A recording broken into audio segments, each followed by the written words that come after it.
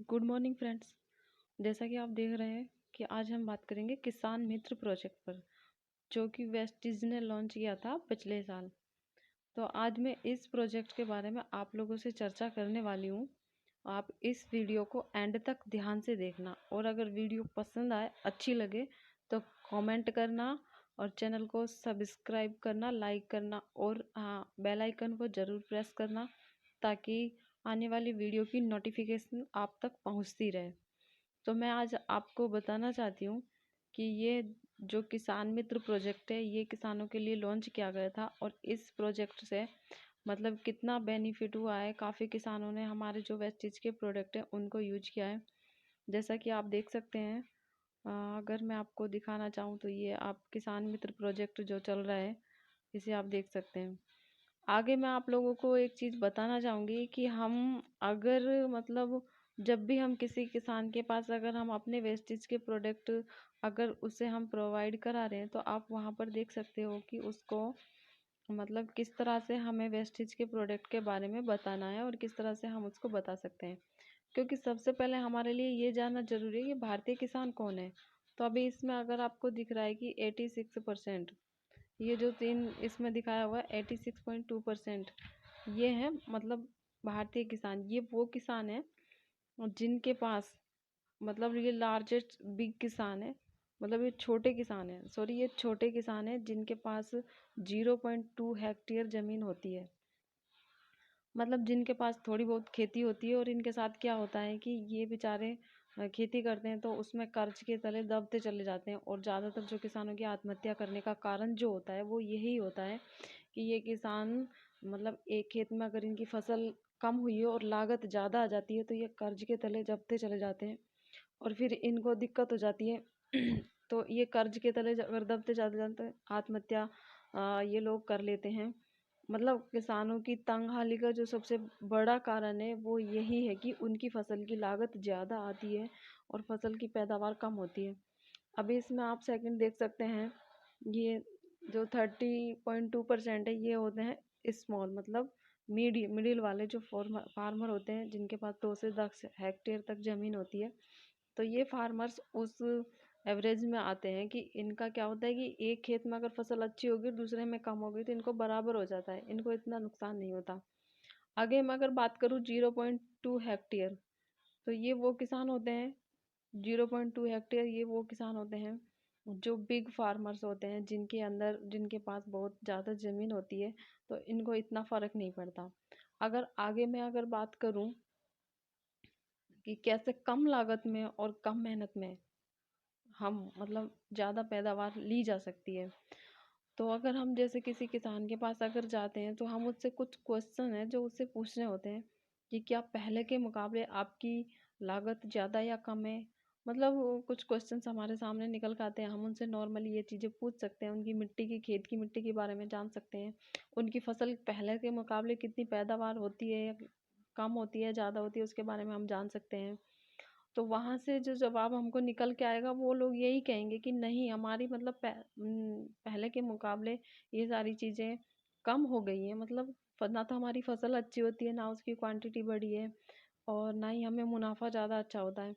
आगे आप देख सकते हैं कि रासायनिक खादों का अधिक उपयोग होने के कारण दिन प्रतिदिन खेती की लागत जो बढ़ती जा रही है, तो किसानों की तंगहाली का सबसे बड़ा ये रीज़न है। अगर हम बात करते हैं कि जो हमारी मिट्टी है उसमें नाइट्रोजन की जो कमी आई है, मतलब नाइट्रोजन की वजह से मिट्टी सख्त और बुरी बुरी होती गई है। किसान के मित्र कहे जाने वाले केंचुए जो विलुप्त हो गए, क्योंकि पहले खेतों में क्या होता था कि देसी खाद ज़्यादा डाला जाता था, तो उससे ना वो मतलब खेत अच्छे रहते थे, फसल भी अच्छी होती थी। अभी क्या है कि जो हम ये जो हमारा जो अभी आजकल हम जो खाद डाल रहे हैं, इस खाद से खेतों में क्या है, एक परत सी बनती जा रही है और उसके जो रोम छिद्र हैं वो दिन पे दिन बंद होते जा रहे हैं। तो इसलिए किसान की 80% की लागत है जो बेकार हो जाती है। आप वीडियो को ध्यान से सुनना और इस चीज़ को समझना, और अगर आपको किसी को ये प्रोडक्ट यूज करने हैं तो आप पर्सनली कांटेक्ट कर सकते हो। जैसे कि आपको ये ग्राफ दिख रहा है किसान कि ऑर्गेनिक फार्मिंग इन इंडिया, मतलब अब जो हमारे मतलब इंडिया में जो ऑर्गेनिक खेती है उसका ग्राफ बढ़ता जा रहा है। लोग पहले इस चीज़ से मतलब विलुप्त हो गए थे, इस चीज़ से हट रहे थे। जैसे ही रासायनिक खादों की जो बढ़ोतरी हुई तो लोगों ने ऑर्गेनिक खेती को कम करना शुरू कर दिया। लेकिन अभी रासायनिक खादों की अगर मैं बात करूँ तो इसके ना साइड इफ़ेक्ट बहुत ज़्यादा देखने को मिले हैं। तो वो चीज़ आप देख सकते हैं। अभी जैसे आप ये खेत में देख देख सकते हैं कि रासायनिक खादों की वजह से इसमें फसल मतलब कितनी कम हो रही है। बात करती हूँ मैं इस ग्राफ की। जैसे यहाँ दिखाया गया है कि 2015 में 750 करोड़ का बिजनेस हुआ था ऑर्गेनिक खेती का। मतलब जो हमारे वेस्टेज के जो प्रोडक्ट हैं उनसे 750 करोड़ रुपए का बिजनेस हुआ था। वहीं अगर बात करूँ मैं 2020 की, अ, तो मतलब 2020 में ये आप देख सकते हैं 2020 में मतलब 4,330 करोड़ का बिजनेस हुआ था ऑर्गेनिक प्रोडक्ट से। और वहीं अगर मैं बात करूँ 2025 की, तो 2025 में टारगेट लिया गया है 2500 करोड़ का, मतलब 25,000 करोड़ का। 25,000 करोड़ का टारगेट लिया गया ऑर्गेनिक खेती का। अगर आपको मैं इसकी बात करूँ ऑर्गेनिक खेती से हमें क्या फ़ायदे होते हैं, तो इससे सबसे पहला तो हमें जो न्यूट्रिशन फूड है वो मिलेंगे। और हमें जो हमारा जो इन्वायरमेंट है वो अच्छा रहेगा, और हमारा पर्यावरण भी मतलब शुद्ध रहेगा और खेती भी हमारी अच्छी होगी। आप ये देख सकते हैं, ये जो नीचे वाला इसमें दिखाया गया है कि जो सिक्किम है वो पूरी तरह से ऑर्गेनिक खेती करने वाला पहला राज्य बना है। इसमें आप आगे आप देख सकते हैं कि क्या क्या बेनिफिट्स हैं हमें खेती करने के। हमें हेल्दी फूड मिलेंगे, हमें एम्प्लॉयमेंट अपॉर्चुनिटी मिलती है, और हमें एक मतलब जो हमारा एनवायरनमेंट है वो भी शुद्ध रहता है। और इनडायरेक्ट बेनिफिट हमें इनडायरेक्टली हमें काफ़ी बेनिफिट इसमें से मिल जाते हैं। आगे अगर मैं बात करूँ कि हम इन वेस्टेज के प्रोडक्ट को किस तरह से प्रमोट कर सकते हैं, जैसे कि अगर हम एक तो सीधा डायरेक्ट किसान के पास जाकर हम इनको प्रमोट कर सकते हैं। सेकंड इसमें एग्रीकल्चर प्रोफेशनल के पास हम जाकर इसको प्रमोट कर सकते हैं। थर्ड ऐसे अगर कोई ऑर्गेनाइजेशन है जो किसानों के लिए खाद मतलब काम करता है, कोई संगठन है, उस संगठन के पास जाकर भी हम इनको प्रमोट कर सकते हैं। अगर आगे मैं बात करूँ कि मतलब वेस्टीज एग्री जो प्रोडक्ट है वो किस किस के काम आते हैं, तो इनको 3 कैटेगरी में बांटा गया है। पहला है प्लांट प्रोटेक्शन, फर्स्ट इसमें plant protection, second nutrition, third है एक्टिवेटर। तो अगर मैं बात करूं कि प्लांट प्रोटेक्शन का मतलब कौन सा जो प्रोडक्ट है हमारे प्लांट प्रोटेक्शन में काम आता है, तो वो है एग्री बायो फंगीसाइड, जो कि एग्री प्रोटेक्ट के नाम से भी जाना जाता है। अगर हम इसे सीड ट्रीटमेंट के टाइम अगर अपने खेतों में अगर हम डाल रहे हैं तो हमारे फसल में जो फंगस लगती है वो फंगस नहीं लगेगी और हमारी फसल अच्छी पैदा होगी।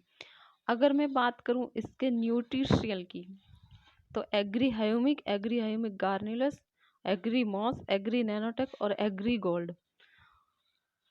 तो ये सारे प्रोडक्ट हम मतलब अपनी फसल के पोषक तत्वों को बढ़ाने के लिए यूज करते हैं। अगर मैं बात करूँ एक्टिवेटर की, तो हमारा जो एग्री 82 है वो क्या काम करता है, एक्टिवेटर का काम करता है। एग्री 82 एक्टिवेटर का काम करता है।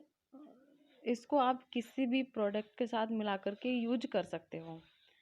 मतलब एग्री 82 एक ऐसा प्रोडक्ट है जिसे आप खाद के साथ भी डाल सकते हो, आप पेस्टिसाइड के साथ भी डाल सकते हो, आप कीटनाशक अगर डाल रहे हो उसके साथ मिलाकर भी आप डाल सकते हो, सॉइल ट्रीटमेंट आप कर सकते हो, और सीड ट्रीटमेंट आप कर सकते हो, और खाली अगर हमें पानी में भी इसको डालना है तो भी आप डाल सकते हो।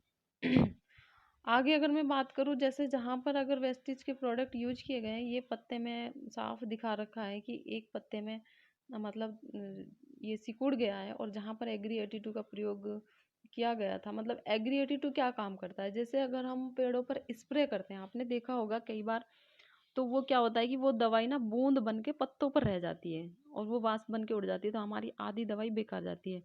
बट अगर हमने उसके साथ एग्री 82 मिला लिया तो उसको फैलाने का काम करेगा, वो वाष्प बन के नहीं उड़ेगी, वो जड़ों में गिरेगी, और वो फिर हमारे मतलब पौधों की पूरी उसका जो गुण है वो पौधों में ही जाएगा और उसका फायदा मिलेगा। आगे अगर मैं बात करती हूँ आपको कि एग्री 82 आपको कितनी मात्रा में डालना है, जैसे कि आप अपने खेतों में 50 किलो खाद अगर डाल रहे हैं, देखो जैसे कि ये, हाँ, अगर आप 50 किलो खाद अपने खेतों में अगर डाल रहे हो तो वहां से आप उस 50 किलो में से मतलब 15 किलो खाद कम कीजिए, 35 किलो ही डालिए और उसके साथ हमारा एग्री 82 डालिए, और वहां से आपको काफी बेनिफिट मिलेंगे। अगर आप खरपतवार नाशक के साथ इसको डाल रहे हो, पेस्टिसाइड को, तो मतलब एग्री 82 को आप इसको डाल रहे हो तो इसको आप प्रत्येक 15 लीटर पानी के घोल में, और इसको आप 20 ml डाल सकते हो। अगर आप इसको पेस्टिसाइड के साथ डाल रहे हो तो यहाँ पर भी 15 लीटर पानी में इसको 5 ml डालना होता है। और अगर आप खाली सिंचाई के लिए इसका यूज कर रहे हो, तो सिंचाई के लिए इसका यूज अगर कर रहे हो आप, तो आप इसको मतलब 80 लीटर पानी में प्रति एकड़ 160 ml आपको डालना होता है। आगे अगर मैं आपको दिखाती हूँ ये मतलब किस तरह से यूज करते हैं, जैसे ये कोई हमारे पंजाब का किसान है जिसने अपने खेतों में ये बड़ा सा मतलब स्टैंड बना करके टैंक लगा करके इसको अपने खेतों में ड्रिप सिंचाई की तरह, मतलब यहाँ जो मेन पानी जो यहाँ से निकल रहा है उसमें इसने डाल दिया है। तो यहाँ से ये पानी मतलब इसके पूरे खेत में जा रहा है, तो एग्री 82 उस पानी का फैलाव कर रहा है। आगे मैं आपको दिखाना चाहूंगी कि एग्री हाइमिक का काम करता है कि आपकी फसलों की मतलब सही पोषण और सुरक्षा करता है। मतलब जो हमारे मतलब जो फसल है ना उसकी अंकुरण दर में सुधार करता है। आपने कई बार देखा होगा खेत में क्या होता है, हम जैसे बीज डाल के आते हैं तो उसमें से कई बार 70% हमारा बीज निकलता है और आधे मतलब खेत खाली रह जाता है। तो अगर हमने सीड ट्रीटमेंट के साथ एग्री हाइमिक और एग्री 82 मिला करके डाला है तो हमारी जो फसल, हम जो बीज खेतों में डाला है वो पूरा ही मतलब अंकुरित हो जाएगा, उसमें से एक भी दाना नहीं रहता है। अभी आप मतलब एग्री हाइमिक के और लाभ आप देख सकते हैं, जैसे कि तेजी से पकना, मतलब ये फसल को मतलब अच्छी ग्रोथ करता है और फसल हमारी जल्दी पककर तैयार हो जाती है। फसल की उत्पादन को बढ़ाता है, और जो जो मतलब वो अंत्य उत्पाद कंदमूल जिनको बोलते हैं, जो जमीन के अंदर वाली हमारी फसल है उनकी सामग्री में भी ये सुधार करता है। आप यहाँ ये एक्सपेरिमेंट देख सकते हो, ये मिर्च के पौधों पर एक्सपेरिमेंट किया गया है जहाँ पर एग्री हाइमिक और एग्री 82 का यूज किया गया है। मतलब पहले 2 ml डाल करके देखा गया था, फिर 4 ml, उसके बाद 6 ml डाल करके देखा गया है। तो सबसे बेस्ट ये निकल के आया है कि एग्री हाइमिक और एग्री मतलब प्रत्येक 1 लीटर पानी में 4 लीटर अगर हम 4 ml अगर हम डाल रहे हैं तो वो हमारे लिए बेस्ट है। ये आप आगे देख सकते हैं, ये चने के बीजों पर एक्सपेरिमेंट किया गया है। तो ये चने के बीज हैं, यहाँ पर आप देख सकते हैं, सॉरी, यहाँ पर आप देख सकते हैं खीरे के बीज, ये खीरे के बीज हैं, इन पर एक्सपेरिमेंट किया गया है। उसके बाद ये ऑर्गेनिक टमाटर है, हरी मिर्च है। हाँ, ये किया गया है धान में, मतलब ये धान में देखा जहाँ पर एग्री हाइमिक और एग्री 82 मिलाकर डाला गया है वहाँ पर तो 100% ग्रोथ हुई है, और जहाँ पर नहीं डाला गया वहाँ पर मतलब कुछ बीज नहीं निकला है। तो ये चीज़ आप खुद देख सकते हो।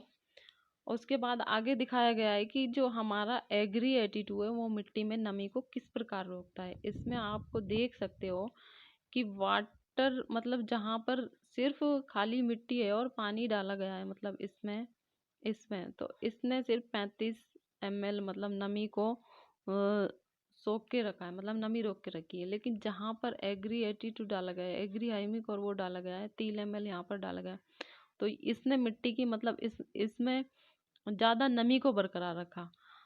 आगे आप देख सकते हो कि यहाँ पर दिखाया गया है सीड ट्रीटमेंट के लिए आप मतलब 5 से 10 ml 1 किलो बीज में आप मिला करके उसको डाल सकते हो। ये मक्के की फसल दिखाई गई है। रूप टिपलिंग, जैसे अगर हम जैसे कि अगर हम मतलब वो पौधे लगा दें ना तैयार हुई फसल को, जैसे प्याज की फसल है या फिर हम कोई टमाटर के पौधे लगा रहे हैं या बैंगन के पौधे लगा रहे हैं, तो वहां पर भी आप 2 से 4 ml 1 लीटर एक पानी में मिला करके डाल सकते हो। और फोलियर स्प्रे, अगर हम स्प्रे के तौर पर इसको यूज कर रहे हैं तो 2 से 4 ml पर लीटर आप मिला करके डाल सकते हो। और सॉइल ट्रीटमेंट, मतलब जब हम खेतों को जुताई करके और उसको तैयार करते हैं तो वहां पर आप 500 से 600 ml पर एकड़ आप डाल सकते हो। तो इसी प्रकार एग्री बायो फंगिसाइड का भी आप यूज कर सकते हो। ये है एक जैविक उत्पाद है, मतलब जो जो हमारे मतलब फसल में जो कुछ रोग लग जाते हैं उनको ये ख़त्म करता है। जैसे कि यहाँ पर नाम भी दिया हुआ है, leaf blast, stem blast, leaf miner, और काफ़ी सारे पत्तों पर भी वो रोग लग जाते हैं तो उनको ये ख़त्म करता है, प्रोटेक्ट करता है। अगर मैं बात करूँ इसकी डोज की, एग्री बायो फंगिसाइड की कितनी डोज आपको अपने खेतों में डालनी है, तो यहाँ पर लिखा हुआ है कि सीड ट्रीटमेंट के टाइम जो भी फसल में आप इसका यूज कर रहे हैं, जैसे कि जमी कंद में या फिर आप पौधों में, तो यहाँ पर लिखा हुआ है कि 5 से 10 ग्राम 1 किलो में हम इसको डाल सकते हैं। रूट डिपिंग में हम 10 से 15 ग्राम इसको डाल सकते हैं। फोलियर स्प्रे में हम इसको 10 से 40 ग्राम मतलब हम इसको डाल सकते हैं। सॉइल ट्रीटमेंट में हम इसको 2 किलो पर एरिया, मतलब हम जब ज़मीन तैयार कर रहे हैं अपनी फसल के लिए तो उस हिसाब से इसको हम डाल सकते हैं। तो ये थी मेरी कुछ मतलब एग्री के प्रोडक्ट के बारे में थोड़ी जानकारी। तो आप लोगों को मतलब ये कैसी लगी इसके बारे में मुझे, जो भी मेरी वीडियो देख रहा है, कमेंट करके ज़रूर बताना, और मेरे चैनल को लाइक करना, सब्सक्राइब करना। और अगर किसी को कुछ पूछना है तो वो मुझे कमेंट करके ज़रूर पूछ सकता है, मैं उसको मतलब इस चीज़ का जवाब ज़रूर दूंगी। तो thanks for watching, thank you so much.